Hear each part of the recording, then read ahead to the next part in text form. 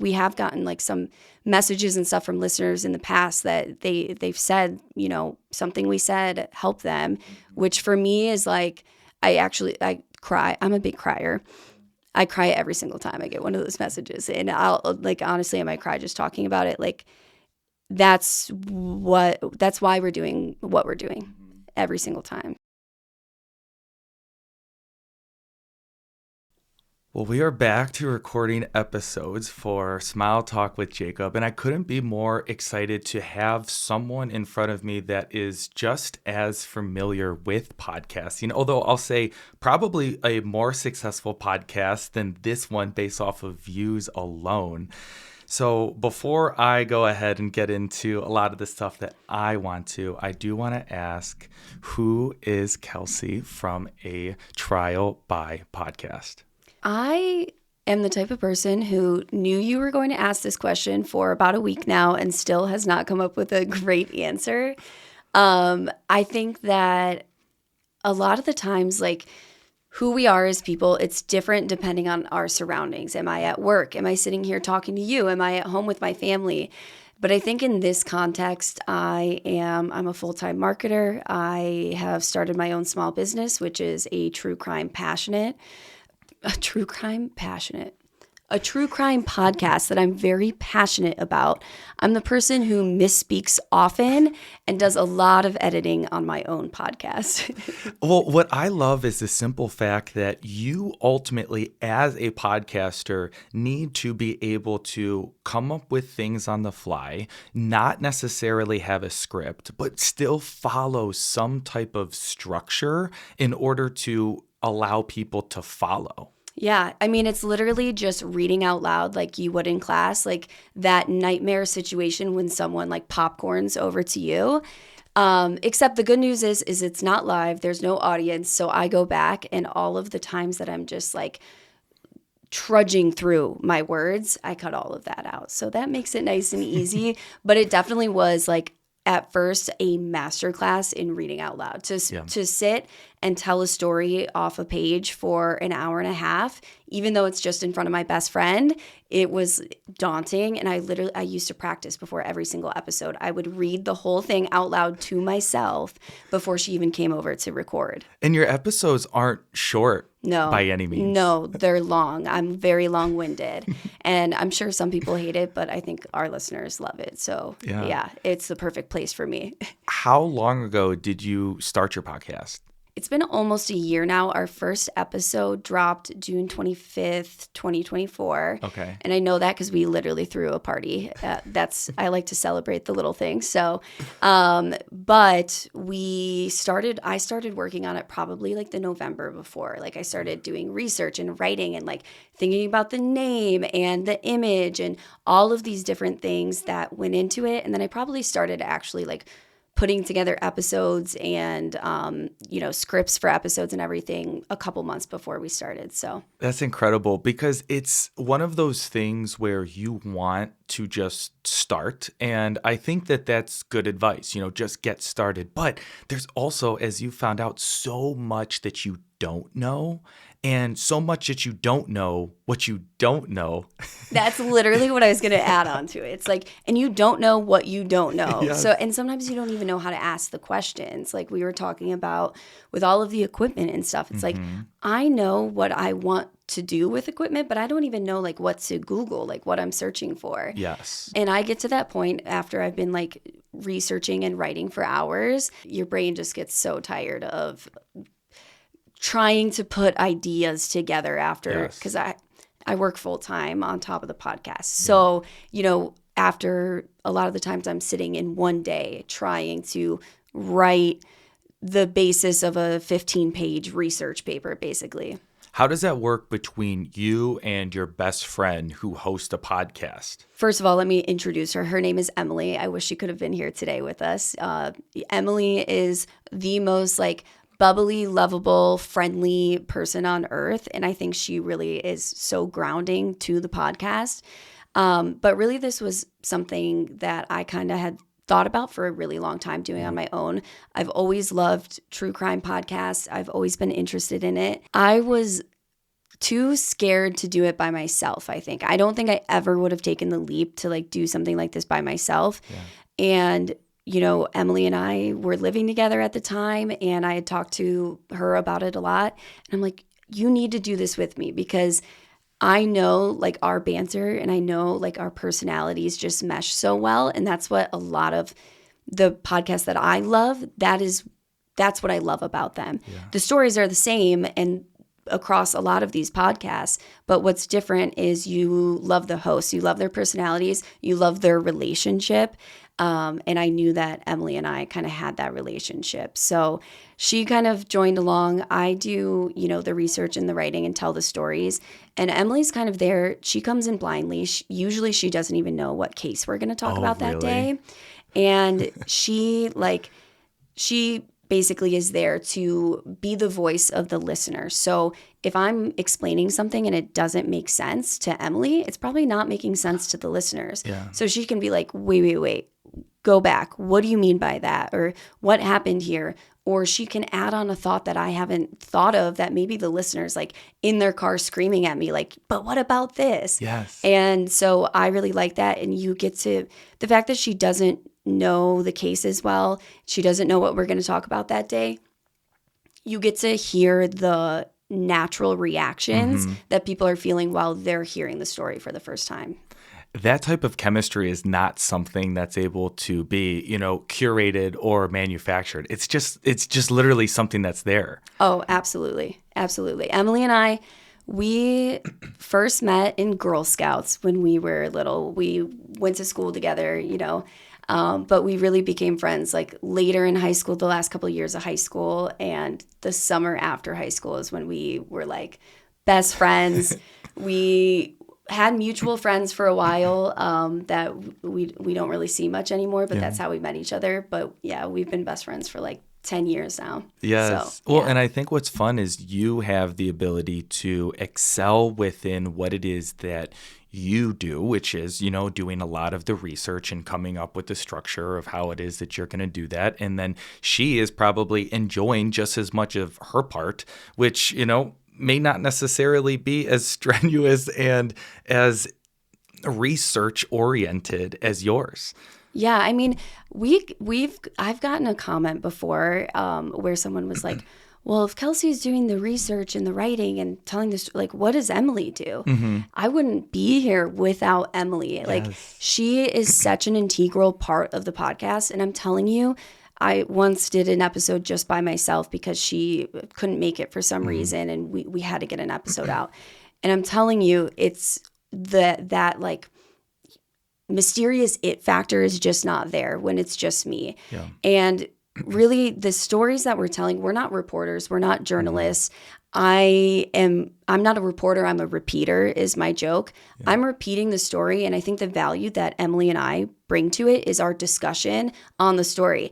I don't think our value as a podcast is in the script that I write. I really don't. I think our value in the podcast is in between the lines, the discussion that we have over it, and that is absolutely not possible without Emily. And I also think too, it's not just about our personalities together. Emily has this, she's one of those people that everybody loves the moment they meet her. She's so bubbly, she's so friendly, she's so just herself in the moment. And I think she has this light personality that I don't have. I think sometimes I'm very brash, I'm very serious, I'm very, you know, down to the details type of person.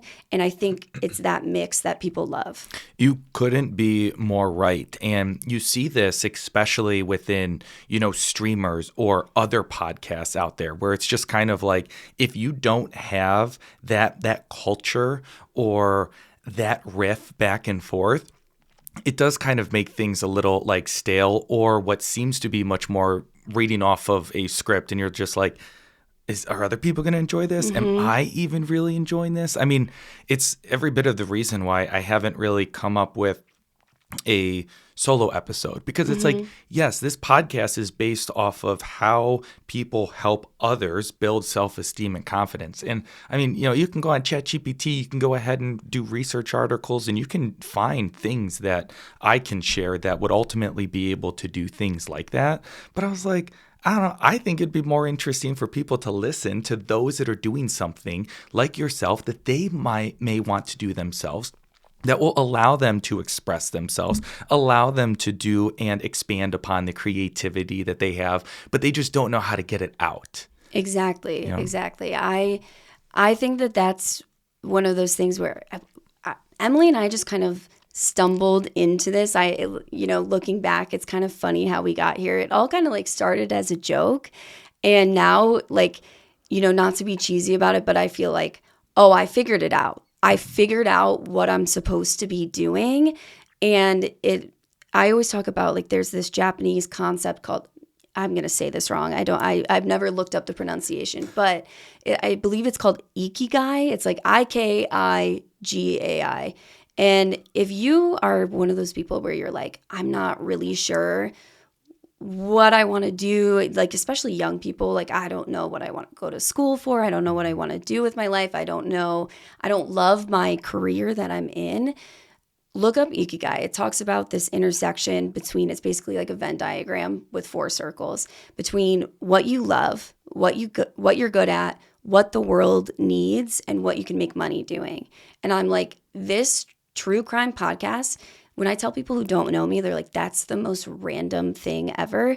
And I'm like, it is. It's so random. And it's not something that, I learned in school. Here's a career option for you.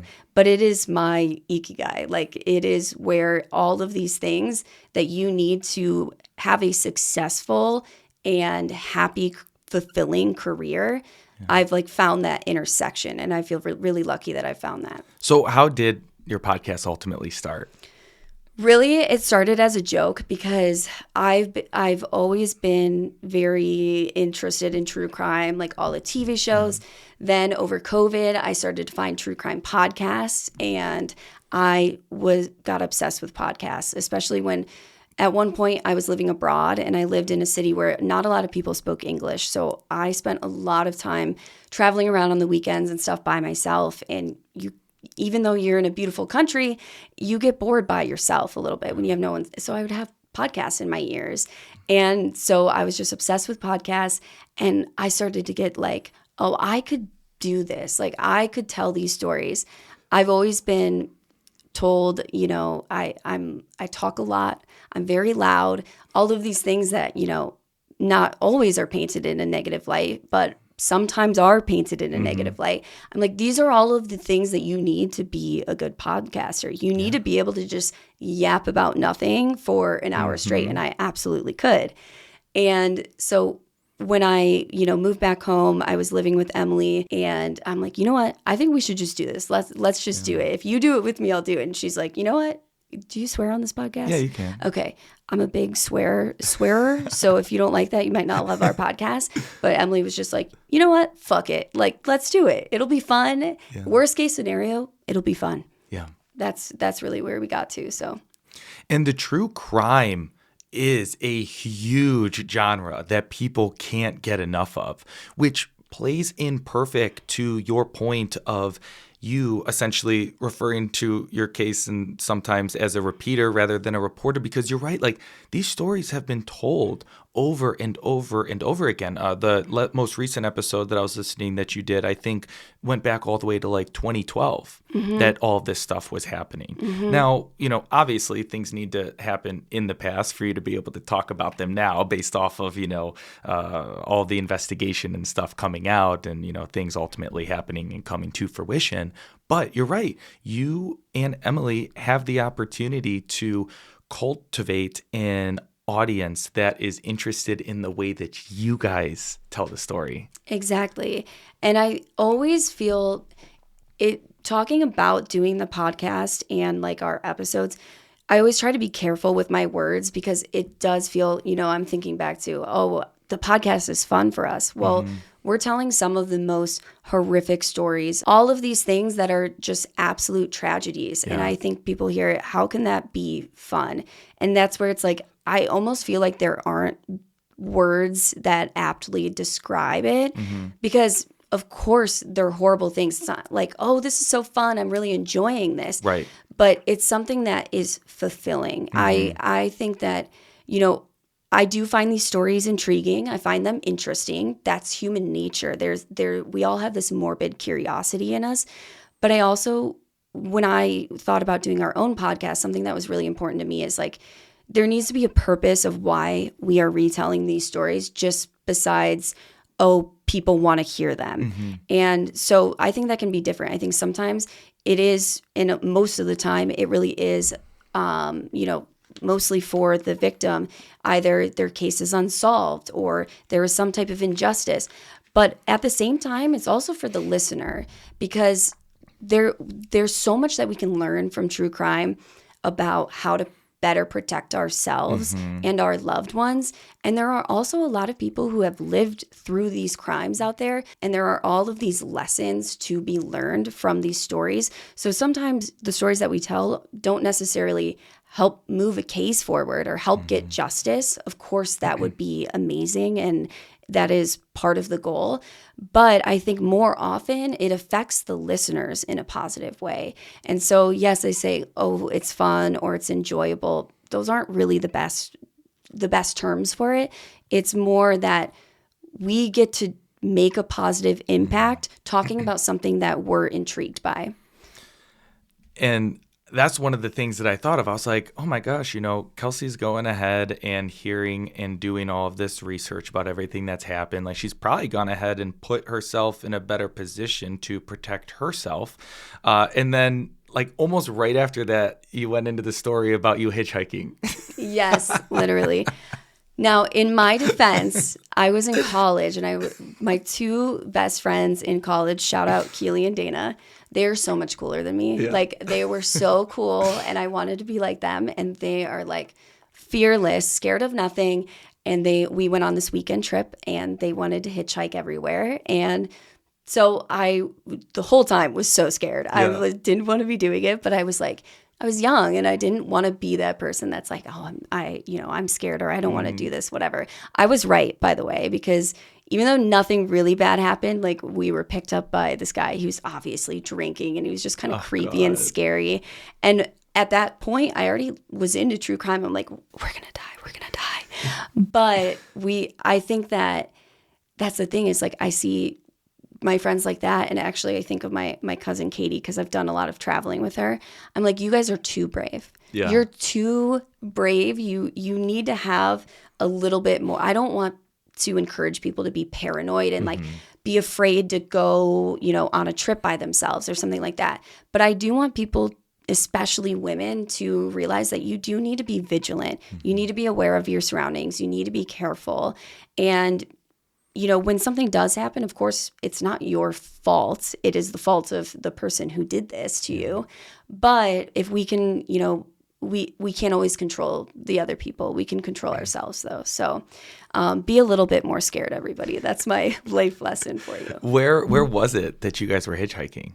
We were in Kauai. Oh, Kauai? Yes. Yeah. So it was we were in Kauai, and we just slept on the beach every night. What? Yes. It's funny you mention Kauai, because that's just where I was when I was with my mom those few weeks back. Yeah. Oh. We wound up staying at the southern part of the island. And I mean, the island's not very big, so you can literally drive up an hour and a half, and you're on the northern part of the island. Yeah. So it's funny because we were driving back from visiting a couple beaches up on the north side, and sure enough, that was the first time I've ever seen a literal hitchhiker going ahead and sticking the thumb out. Like, it was out of a movie. It's much more normalized. Like, so my first 2 years of college, I went to school on Oahu. And so Keely and Dana, like, the coolest chicks ever, because they're like total like surfer chicks. I'm like from Ohio. I can't even go in the water. All my friends were from California and Hawaii. They're like diving deep into these huge waves. And I'm like, I will die in there. Yeah. Like, I will literally drown in there, not used to it. But they're they're much more used to the like island culture. It's much more normalized there to hitchhike than I think here in Ohio, where it's like everything is super far away, like, and just big highways and everything like that. Yes. Gosh. So you were in Hawaii for 2 full years for school? Yes, I was, and then I transferred, and basically my life's been downhill ever since, man. It was a bad decision. No, I'm kidding. I'm kidding. No, it was really it was such an amazing experience that I'm so grateful for. Yeah. My mom works for the airline, so I am able to fly standby for free, which when you're in college and you don't have to take PTO and all of those things. Yeah. And I was able to get a big scholarship to the school out there. So yeah, it was really amazing. I will be paying the student loans for the rest of my life, but I don't regret it at all. It was such a cool experience. Yeah. Is flying standby nowadays the same as it was in the past? Because I feel like before, flights weren't like overly booked in the way that they are now. I haven't noticed a huge difference. I don't fly standby much anymore just because, sometimes you'll get stuck somewhere for like days longer than you want to be there, and it's stressful. But yeah, basically just works like you are on a list. There's a way that they prioritize who, how far up on this list you are. And if there's open seats, you get on the plane. So you show up at the airport and you sit and wait and hope they call your name. And yeah, if anyone is like looking for a new job, airlines, that's the way to go. Yeah. I mean, the benefits of doesn't matter what position you're in. I think for most airlines, if you work for the airline, you're going to get flight privileges. So yeah. Talking about traveling, do you find that within the true crime scenarios that you've done your research on, are a majority of these happening kind of like within the home state, hometown of where people are? Or is this outside of their hometown where they're like out on vacation, visiting a friend or doing something outside of where they live? It happens everywhere. Yeah. I think that's the lesson that people need to learn is it happens more often than not in your own home, especially for women. Most women who are murdered are murdered by their partners. And it's a sad fact. Actually, the leading cause of death for pregnant women, it's not pregnancy-related complications. It's not birth-related complications. It's being murdered. That is the number one cause of death in the United States for pregnant women is being murdered, most likely by the father of the child. Yeah. And that's why you have to remain vigilant. And I think that's what's so helpful about hearing these stories. Yes, it can happen. I can tell you 10 stories of people who went to a foreign country and something horrific happened to them.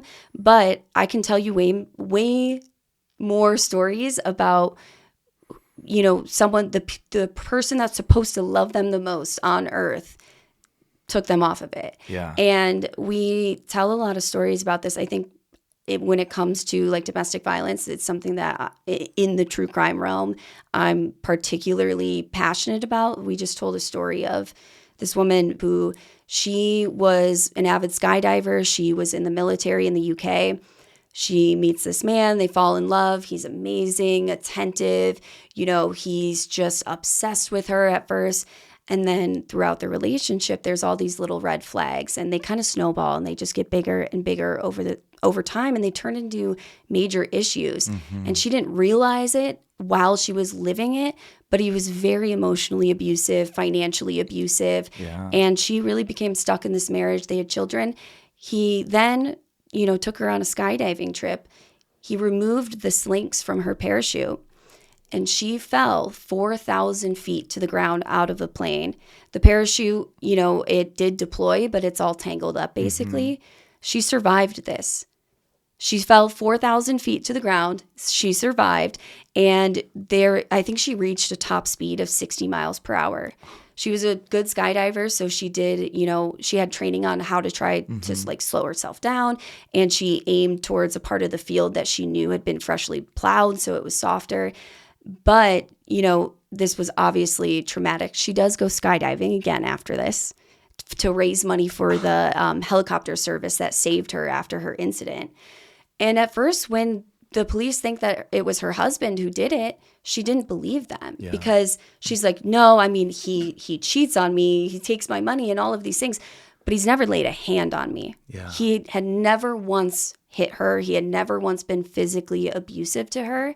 And so it's one of these things that a lot of people think of abuse as a black eye or, a guy punching you in the face. And that's not always what it is. And just because he's never laid a hand on you doesn't mean you're safe. Yeah. And when someone is very obviously showing like almost psychopathic behaviors of they are completely manipulating you, disregarding your feelings, they are just gaslighting your reality, that is dangerous behavior. Yeah. That's a normal person doesn't do those things. That is dangerous behavior, even if they don't hurt you physically. Yeah. And so those are the kind of stories that, like that story, I think we did 2 episodes on because me and Emily couldn't stop talking.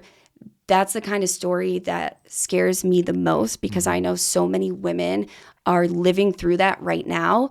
They're living through those red flags that are slowly getting bigger. And I think a lot of them don't necessarily realize the dangers of it. And so those are the types of lessons that, I'm hoping someone will hear and it'll help them. And we have gotten like some messages and stuff from listeners in the past that they've said, something we said helped them, which for me is like, I cry. I'm a big crier. Yeah. I cry every single time I get one of those messages. And I'll like, honestly, I might cry just talking about it. Like, that's why we're doing what we're doing every single time. So, yeah. And speaking about listeners, your podcast is doing well. It's popping off. I saw your story about being like, hey, I appreciate all of the messages. We're literally not able to keep up with that. And I think that that's like a true testament to your ability to be a storyteller, which is not an easy skill. No. This goes back to the Ikigai thing because this is something that comes very natural to me in a way that it annoys other people. Like my friends, when I tell them a story, they know. They're like, this is going to be the longest story we've ever heard. I am going to give you every single detail. I want you to close your eyes and I want you to know what the room smells like when I was there. You know what I mean? Like I'm going to put you in a time and a place. And it's one of the, it's kind of a joke amongst my friends and I, and it has been since before the podcast of like, oh, Kelsey's going to write us a novel right now. and that's kind of where, that's just something, that's the way I tell stories. That's the way I love it. And that's what listeners love when they're hearing these stories. They want to know everything. They want to know every little detail, at least our listeners, I guess I should say. But that's where I think, everyone can kind of look at what people complain about you, like your friends, and what do they tease you about as like one of your faults? Yeah. Where can you take that fault and make it a strength? Because now to me, I'm like, I used to feel insecure about that. Like, oh, I go on too long and whatever. But now I'm like, that's one of my best qualities and, not appropriate in every situation, but I'm so glad I have that now. Yes, because there are even people right now that are saying like, oh, remember how this person was made fun of for this, or this person was thought to be cringe for doing this. And now all of a sudden they have used their skill. They've honed in on their craft. Now they are on the top of whatever it is that they've been focusing on, that in some cases they've been being called out on. But now there are all these people that want to be that person because of where they're at that point in time. Yeah, absolutely. I think that it's amazing that you've been able to find that for yourself. But it also goes into the whole, you don't know what you don't know, and then you got to kind of try to figure out things on your own. So with that, I was really wondering, like, what's the structure that you put into your podcast episodes? Like, do you have one? Is it more so free flowing? Like, how do you put it into what ultimately becomes the final product? So it really depends on the story. Usually what I do first, like before I even start diving into my own research, is I look for some sort of full, like whether it's a Netflix documentary about the case or just a podcast, someone else's podcast episode about the case. where I can hear the story from start to finish. And so I know these are the main plot points. And then I can kind of think to myself, how do I want to tell this story? Do I want to tell it chronologically? Do I want to start in the middle and then jump back in time? And that really, I think, helps me, because then when I'm doing my research, I'm researching in that order and I can write it in that way. I think that most of the time I usually kind of start with something that's going to hook people. And this I think any type of marketing, any type of storytelling, anything where you're trying to get someone to stay and listen to you or watch you, the biggest thing that I've learned is the hook. Like the hook is so important. This is something that a lot of like content creators on TikTok talk about. This is something that I try to use every time I, make a TikTok video. It's so important because TikTok is so short form and people can so easily just next. And so trying to hook people, saying something interesting that is going to get them intrigued and they want to hear the rest. So on TikTok, they say that you have to do this in the first like 3 to 5 seconds, which is really difficult. TikTok is like it's rocket brutal. Science to me sometimes. TikTok has done so much for the podcast. I can go on and on about TikTok forever. But for the podcast, usually what I do is I sometimes start with like the most climactic plot point. Every once in a while, there's a story where I know that this can be a big twist. In true crime, it's a little bit different. I think you have to be much more careful about those sorts of things. You never want to misconstrue the story. You never want to lead people astray. You don't know if they're going to turn the episode off halfway through. Right. So sometimes there will be like, one suspect who this person had nothing to do with it. And we know for sure now that it was somebody else. And so you don't want to lead people astray down that wrong path and try and paint an innocent person as maybe a murderer or whatever it may be. So you do have to be more careful about it. But I think general storytelling, you can be more like dive into the twist. But that's kind of where maybe I'll give an overview of the story instead of starting with the climax. And then I'll just start from the beginning. And I tell my listeners now, because I think the people who listen every week, they trust me. And so I tell them, I'm like, guys, just trust me because we're starting at the beginning. And this one is your jaw is going to be on the floor when we hit it. And yeah, so. Right, because I mean, at the end of the day, one, these are people's lives or those who have lived, and you're retelling their story. And this isn't, Netflix's, A Perfect Couple, where you're led to go ahead and think that the two people are the main protagonists that have done the killing, only to find out that it's some twist on the second to last episode. Exactly. Like, so for Victoria Cillier, her story, I told the whole story in episode 1. And only at the end. So I started with the fall. She fell 4,000 feet to the ground because her husband did this. Then I went back to when they met. And I tell the whole story of their relationship, all of those little lessons, all of those little red flags that I think can help people, identify issues in their own relationships. And then I get to the end of the first episode. And I start back at the fall, she's getting into the plane. She's feeling a little nervous. She jumps out of the plane and whatever, she hits the ground. And then they had already gotten to get the body bag. And when they returned with it, they realized that Victoria was still alive. Oh. So it's this holy shit moment, but I haven't misled anyone. Yes. I haven't misconstrued the story. I think it's putting you in the story to where you're feeling what people were feeling then, because you thought, you assumed that she didn't survive. I never said she didn't survive. You assumed that, and so did everyone else. Now, I would never, if that wasn't the case, I would never try and make you assume that. But I want you to feel what those people felt in that moment when they realized that she survived. And I think that's where storytelling, it goes beyond the words. It goes beyond what are the listeners or the readers reading between the lines of what you're saying. Because I never said that she didn't survive. You know what I mean? So it's those little tricks of, how can you put a thought in their head without even saying it? But at the same time, like I said, with what I do with true crime, it's much more limited. You have to be very careful about it. But if you're for anyone out there who wants to be a writer or, write fiction or anything like that, I think you can have a lot more fun with that sort of thing. Yeah. And then when you're telling this story, I mean, that's where, Emily pops in to just be like, what? Or are you serious? And really go ahead and almost bring the listener into the room. Absolutely. Of the story that you are telling to her. Absolutely. Like I see it as we're like I said, we're repeaters. Yeah. I think what Emily is she's your thought process as you're reading a news article. Yes. You're like, holy shit.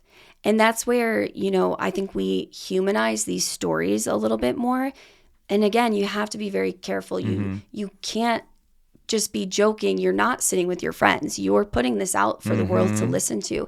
And you have to be careful about what you say. You need to be respectful to the victim and to their families and anyone who knew them or loved them.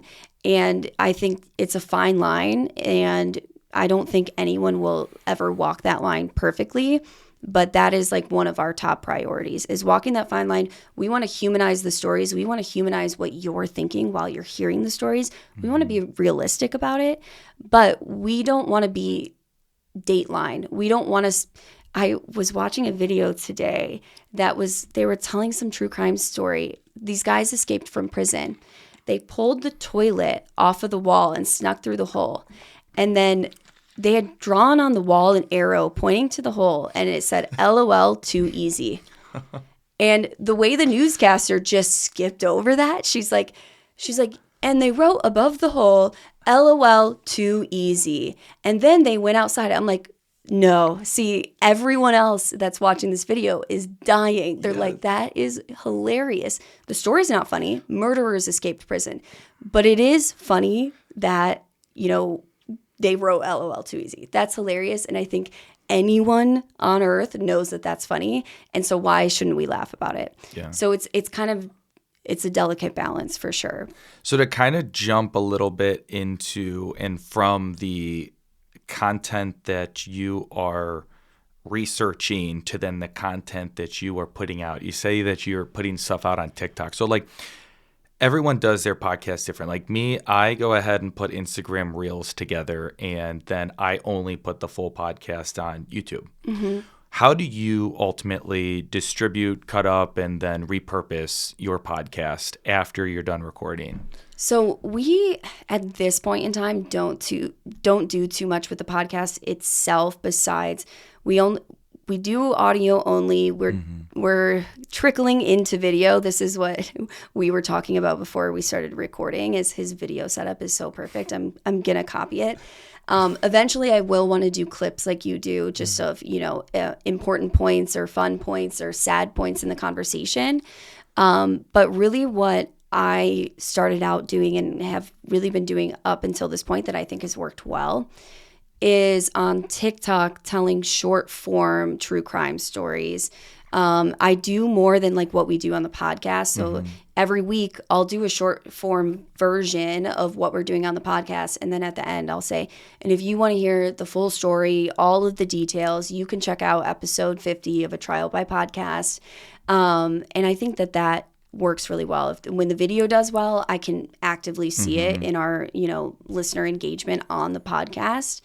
But really, I think the moral of the story for anyone, no matter what, whether it's a podcast or you're trying to sell a product or a course or whatever it may be, is when it comes down to it, marketing, and especially social media marketing, is you need to be offering value in your content for free. Yes. That's how you get people to follow you. That's how you get them to stop when they see your face on their screen and not immediately scroll to the next video, is you need to offer them value for free.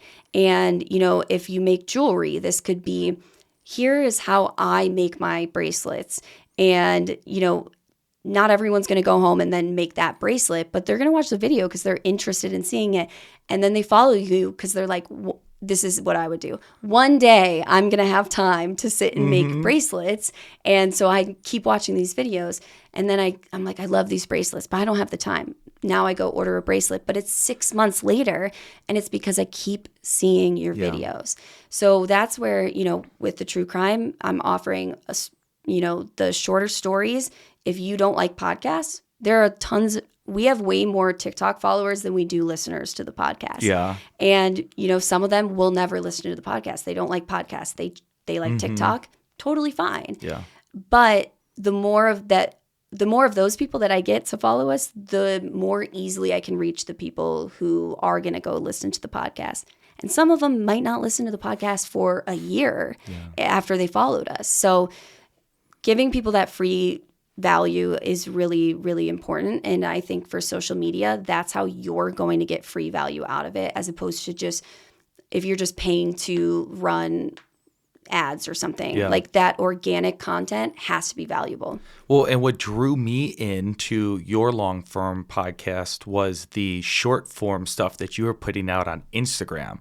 I remember one specifically was of some lady in Bay Village that you did. And I was like, wait, I live over in Westlake. Like, I'm right next door. So the location side of, that's what hooked me. I was like, that's close to home. Oh my gosh, it's right down the street. And that's the thing with hooks is there's a lot of ways to do hooks. Like a lot of people will say, if they're trying to teach people about how to create content, here are 3 things I would do if I wanted to grow my following to 10,000 followers or something. And it's like, well, you've not only hooked me because you've told me what value you are about to offer me, but you've also told me I know 1, 2, and 3, and then we're done. Yeah. And 3 is easy. I can implement that. I'm not going to be watching this video for 20 minutes. And when you're doing storytelling, it's a little bit different. And really the way that I try to hook people is by relating to them. Why should this story matter to you? Not just, here's a shocking story I'm going to tell you. Why should the story matter to you? So, for example, we're working on the Chanel Miller case right now. Well, you all know the name of Brock Turner, but I think every woman should know Chanel Miller's name.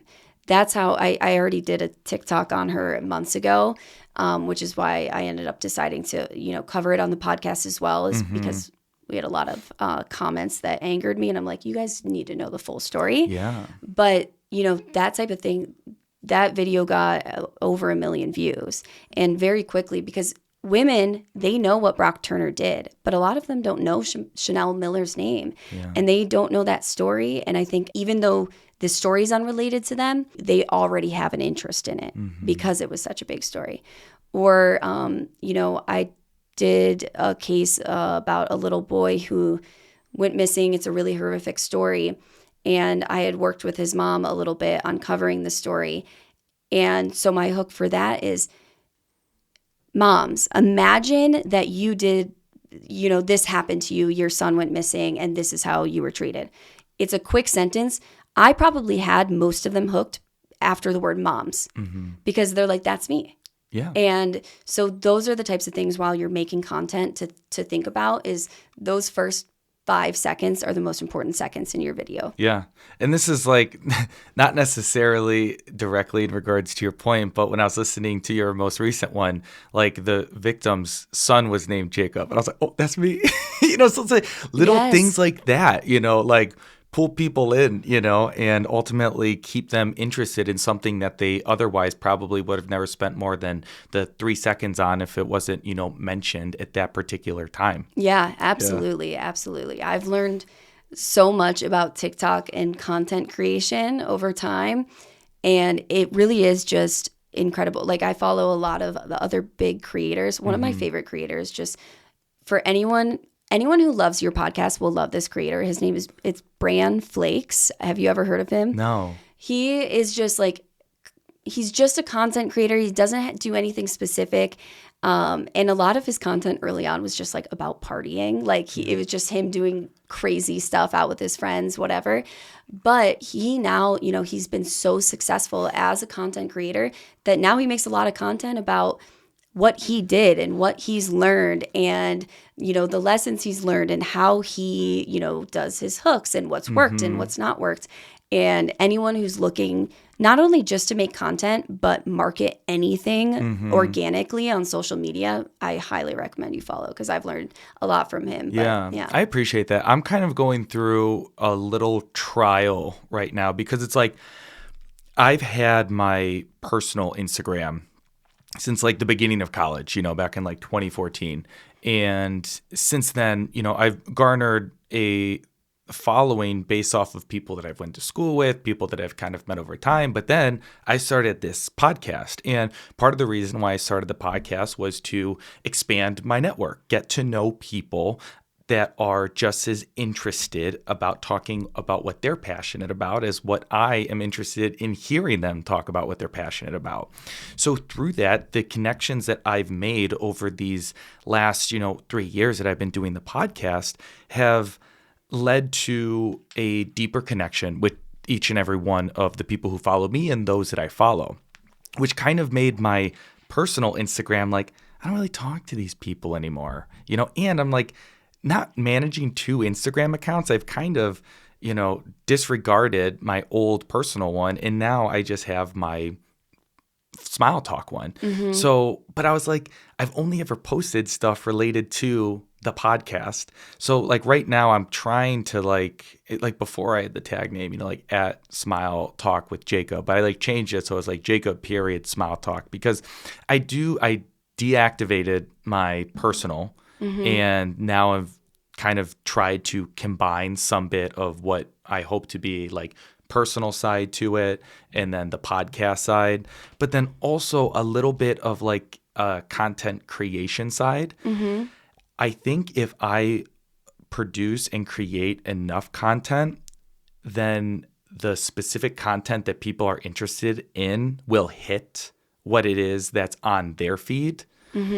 So if I were to go ahead and like post about like my setup, Please do. Yeah. I will watch it. Yes. So it's like, in other words, you are interested in the setup, for example. But then I've got some friends that follow me and they may be interested in the fact that I'm doing the Cleveland Half Marathon, But then also I just have people that understand this as a podcast, so they follow for that. So, but as you know, it takes a lot of time to even record something as like I recorded this like, okay, I'm coming back to podcasting, so I like recorded myself like walking in, turning on the lights and stuff like that. Yes. I mean, just recording that probably took every bit of 45 minutes. And that wasn't including like the 15 to 20 minutes that it took to edit it. And then that's editing it without like a voiceover or without captions and then without going ahead and producing it or, pushing it out. But like that's ultimately like I love that process. I think that that's fun.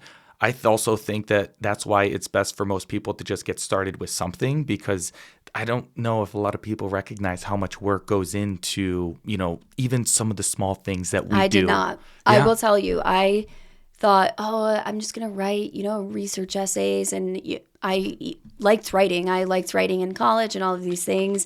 And then I just got to edit and I had no idea, what it took. And that's why you have to love it. You have to love what you're doing. If you're going to make any form of content, whether it's a podcast, YouTube videos, or just like TikTok videos, whatever it may be, you have to love what you're doing and what you're talking about because so much goes into it. And I like that you're saying you're trying to branch off into this. This is something that I kind of have been thinking about as well because I don't love doing the short form stories for TikTok. I don't mind doing it for cases that we've covered on the podcast to push people to the podcast. But a lot of the other short form stories, there's just that part of me that I'm so detail oriented and I always want the whole story that it's not fulfilling to me. And it's not, I feel like I'm not doing the stories justice. And so I'm kind of wrestling with that of, what other content can I put out there? And one of the things that I've thought about is like when I first started the podcast, I was constantly looking for how do I do the setup? How do I do the audio? How do I market this? What works best? Can I what podcasting platforms are the best ones to advertise on to, make your money back, to see that like ROAS? And I felt like I couldn't find answers to those questions online. Like there are a lot of people who make content about making podcasts, but a lot of the times it's more towards businesses who are creating a podcast as a marketing tool to sell a product or a service. And it's for me and for you, our product is the podcast itself. Yes. So how you're going to market it is going to be completely different from someone who the podcast is a means to an end. And we need to find what is the means to the end of the podcast. And I really felt like I couldn't find that out there. And I know that there are over, I think there's like 3.8 million something podcasts in the world. There are people who want this information, who need it. And it's one of those things that like I try to look at my favorite true crime podcasters, and I can't even find interviews of them like talking about what they do and things like that. And I'm like, well, if I ever like make it one day, that's going to be one of my goals, is to like help other people who are looking for those answers. Right now, I'm like so overwhelmed. I don't have the time to make that kind of content, but like that's the kind of stuff I would stop every single time I saw one of your videos about podcasting and what you're doing and what you tried that didn't work and what did work for you. Those types of things I would eat up. Yes. Well, and it's like through every one of the conversations that I have with like guests on my podcast, it's just relieving to be able to talk to someone that is passionate about what it is that they're doing. And your passion for your podcast is like multifaceted, because you've got the research, because you've got the, storytelling structure or, workflow that you have that brings out what ultimately comes out during the recording of the podcast. And then you've got your clips, and then you have ultimately what's produced. So there's no doubt that, one, you enjoy what you do, but two, that you're good at it. So it goes perfect into that, what theory, the Japanese theory or something that you were talking about. Yeah, I'm not even going to try to pronounce it. No, I honestly, I'm sure I'm saying it wrong. I'm sure. Yes. But no, absolutely.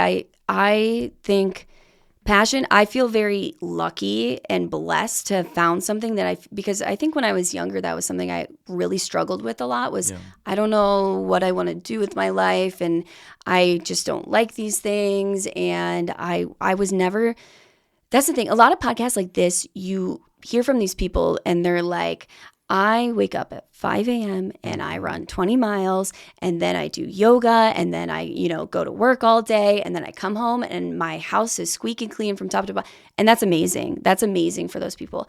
I've never been like that. I'm a type B person.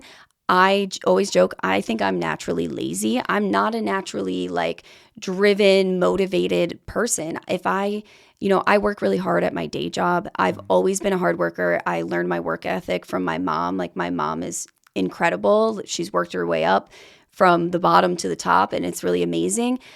But it doesn't come naturally to me. And for me, I think I really needed something that I was so passionate about. And it's funny, like you said, it's hard to find people who understand that feeling. And I'm not saying, oh, poor me, no one gets me type of thing. Or it's just, I get very stressed over the podcast. Like it is hard. I don't want to make it seem like it's all sunshine and rainbows. It is really hard, and it is really time consuming to keep up with the amount of content we put out, and like the quality, which to me, the quality of what we put out is so important, because these aren't our stories. They're someone else's stories. Mm-hmm. And if we're going to retell them, then we need to do everything we can to do them justice. But it's not easy. Like, I was in tears earlier this week because I was just so stressed. And there are some people in my life who are like, well, why don't just make the episodes shorter? Just take a week off. Just skip one episode. And I love and appreciate them for that. And I don't think that would ruin the podcast. But that's the thing I don't care how stressed I am. I care more about like doing this well, doing this right, and giving this podcast, this intangible thing that I've created, what it deserves out of me. And I'm going to complain about the stress. I'm going to get upset about it at times.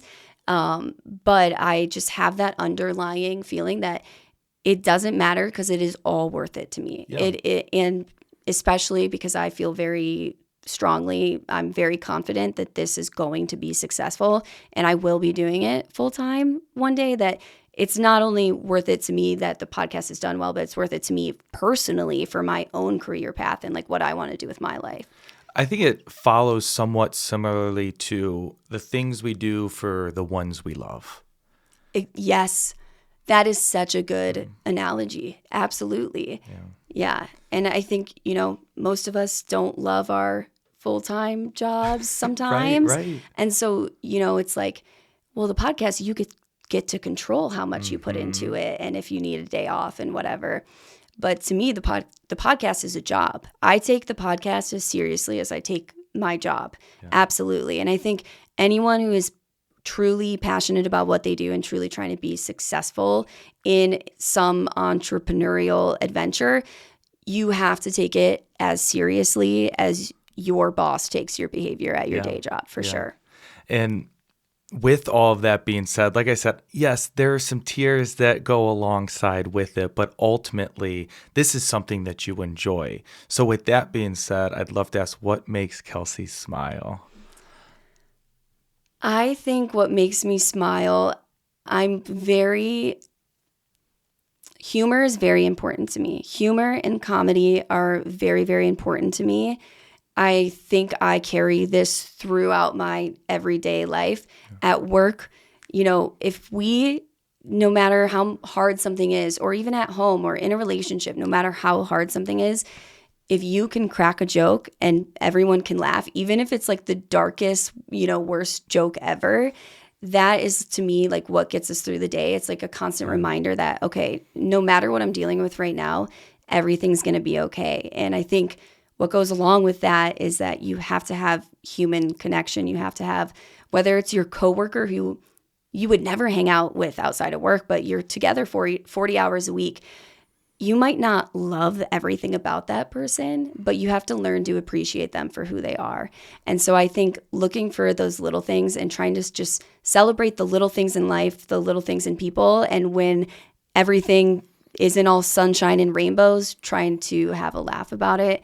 I think maybe I didn't answer the question exactly how it was asked, but that's how I continue smiling throughout stress and all of those things. I think you did a perfect job of answering that. And what I also love is the fact that what you are seeing as a result to everything that we've discussed today is proving to allow you to have a successful podcast with where it's at right now, but also where it's going to continue to be. I mean, I saw you talking about more of where your listening hours are right now. And I mean, just think about the short few months ago that you started this and where you're at now and how quickly. I mean, it's such a testimony to how you and Emily are able to, like I said, and time again, cultivate a audience so that they can have the emotions that keep them coming back time and time again, telling other people about it and garnering more and more of a following. Yeah, absolutely. So if people wanted to go ahead and listen, watch, everything in between, what are a few of the outlets that you ultimately push out your podcast on? So you can find us wherever you get your podcast. It is called A Trial by Podcast. The A is very important. Otherwise, you might have trouble finding us. But our image, you'll know you found us when you see it's a picture of a Renaissance woman holding a gavel and wearing like big podcasting headphones. And then we are on social media. We're on Instagram, Facebook, and TikTok at A Trial by Podcast. So if you're unsure if true crime's even your thing, TikTok is like, you get a little bit and then you can decide later on if you want a lot. Then you can go to the podcast. So, well, it was nice to have a fellow podcaster here with me, starting back up my episode. So thank you so much for your time. Thank you for being vulnerable and sharing your story. It's something that I was interested to hear. I was extremely happy to have the opportunity to have this conversation with you today. Well, thank you so much for having me. I really enjoyed it. And most of all, I really enjoyed seeing your setup so I can copy it piece by piece by piece and start doing more video like you do. Thank you. Thanks.